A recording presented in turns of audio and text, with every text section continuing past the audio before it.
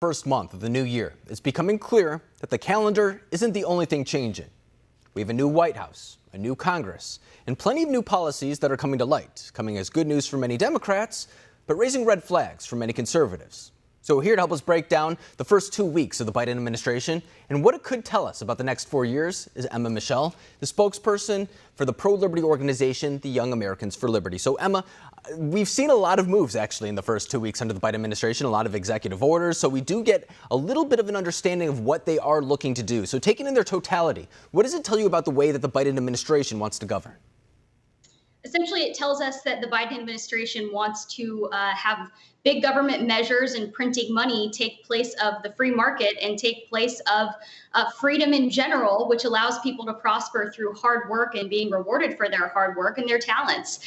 He has already killed the Keystone Pipeline. We already have Americans wondering how they're going to put food on the table because that was their line of work.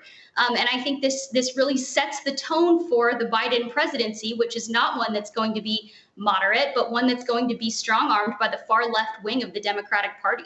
And, you know, when it comes to the response, too, from some of the workers on the XL pipeline, I got really mad at members of the media, for example, because they were surprised by that decision. They endorsed Joe Biden, many of the unions, and they thought that it was going to be good for them down the line, only to learn that within the first week that they may be losing their jobs. And, you know, that really spoke to me about really the lack of scrutiny that was applied over the campaign trail, because these people evidently were not able to make their educated decisions based on the policies of President Trump and, of course, now President Biden. So when we look at the moves that are being made, whether it's the XL pipeline, whether it's fracking, do you think that job creation is taking a backseat to other priorities? Absolutely. Look at the orders that Biden has signed. It's a historic amount of executive orders in a first week of any president. And he's saying, you know, hey, we're going to put the climate on the forefront of our issues that we're dealing with as a country right now. We're going to put, specific things that help people of different backgrounds and ethnicities. And we're going to make that the primary goal of the White House is speaking to these different factions of our electorate and of our country. In reality, people across the board unilaterally are struggling from this pandemic. And that's a loud and clear message to them that, hey, the Biden administration is more interested in social justice than it is restoring the American economy, getting it ripping and roaring again, and getting people back on their feet.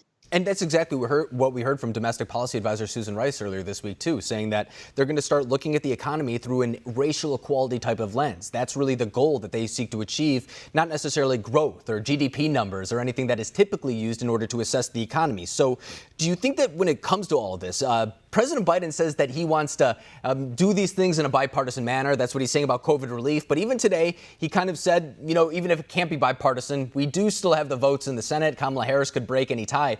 But do you think down the road, Joe Biden is really going to be the last lifeline for many Republicans who don't want a progressive agenda to come through, acknowledging the fact that a lot of the people in the Biden administration and throughout the White House do share a little bit more of a progressive or further left agenda than maybe Joe Biden has voiced support for? Yeah, I personally am not betting on him to be a moderate hero for the country right now. Yeah. I think already this week we've seen the push for the $15 minimum wage, which is, I think, would be a final death blow to thousands of small businesses across this country. The fact that he's even entertaining ideas like that, things like canceling student loan debt, that shows us that he was never really a moderate candidate. He was a suit to encompass all of these far left policies that the Democratic Party wanted to make happen, regardless of who was the nominee. And I think Biden was just the easiest person for them to strong arm, and that's probably why he was able to clinch the nomination. He's not a very strong candidate. He seems like a nice enough guy. He's been in D.C. forever. That doesn't necessarily mean someone's going to be a good leader. I think he's paid his dues to the Democratic Party, and they're going to call that back in with him now that he's in the White House. I mean, he said it himself on the campaign trail that he wanted to be a vehicle for these more progressive, further left future members of the Democratic Party, whether it be, I believe that comment was in regard to Pete Buttigieg, but there's plenty of people that a lot of people in the Democratic Party see as the future of the Democratic Party, and they certainly are more progressive, more to the left. But we also have to look introspectively, I think, at the Republican Party as well, acknowledging the fact that they did lose the White House, they did lose the Senate, they were able to chip away at the House majority, but not take it back or anything like that. So introspectively speaking, how do you think Republicans should be handling this moment? Republicans need to take this moment to build. It is time to examine our message, examine our policies, and examine our values, and make sure that they are in sync with what Americans need and what speaks to them right now. When you look at the people who have been hit hardest by pandemic unemployment, it's Hispanic women. People are ready for the message of ending lockdowns, reopening our economy, and giving people personal liberty. Instead, I think a lot of times the Republican Party falls into this trap of getting stuck in these culture wars that do nothing to advance our causes. They do nothing to build policies that are going to help our country, and they ultimately act as a distraction. And I think if we can get past that, and if we can talk about the issues that actually matter to Americans and affect their daily lives, that's a good place to start. Secondly, I think we need to stop leading through executive power. If Trump, to his credit, he did plenty of things that I liked while he was in the White House. He used executive power too much. And you can see that because all of his work is now being undone by Joe Biden in 1 week. That's not the way to change the country for the better. We need to use the legislative process for what it is. It's a beautiful system, but we've got to work through the proper channels when it comes to pushing these policies that are going to help us as a country. We should not be leading in a way that can be undone with the stroke of a pen at the next change of power.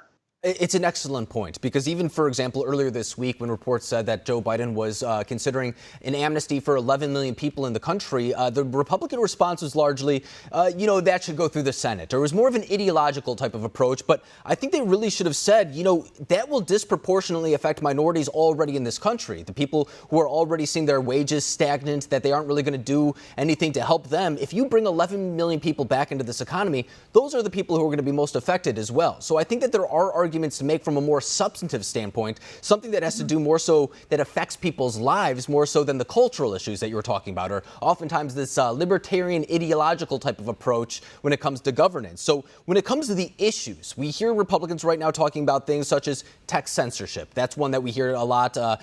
Just really they're not having a role when it comes to school is another one that they say as well. What issues do you think that Republicans should focus on going into 2022 in hopes of either winning back the Senate or the House of Representatives?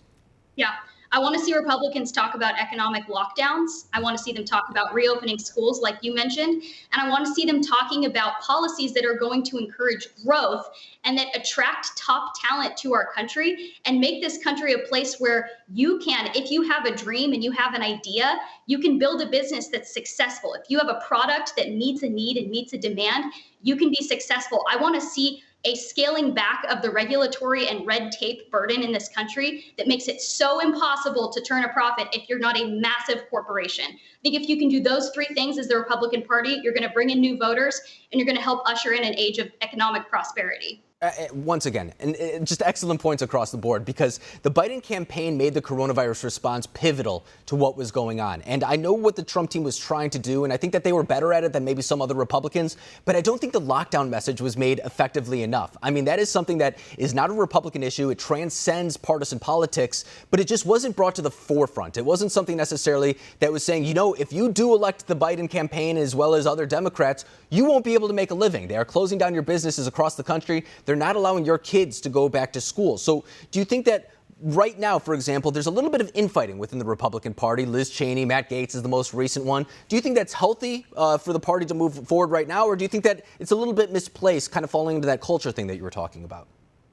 I mean, any coalition is going to have its disagreements. I fall more on the libertarian side on a lot of issues, but I still have to work with my conservative friends to move things forward in the right direction. So infighting is not something that I'm particularly fond of. I think it's a distraction a lot of the times, but sometimes people in the party need to be called out. And I happen to think Liz Cheney and her more hawkish views are not good for our party and not good for our coalition. So I'm happy to see those called out, but I don't want that done at the expense of policymaking and of leadership that's going to bring our country in the right direction and, again, get the American people back on their feet again. Right. And I think it's one of those conversations that the Republican Party does need to be having about its identity, about where it wants to go from here. I don't think that means you should purge out people who don't share the same ideas, but I think that at the end of the day, that is the conversation that many constituents are having. So I think it's all right to have it in the public as well, since those are the people that ultimately decide the elections within themselves. But Emma, Meshell, it's always a pleasure having you in this program. I threw a lot at you right there. I appreciate you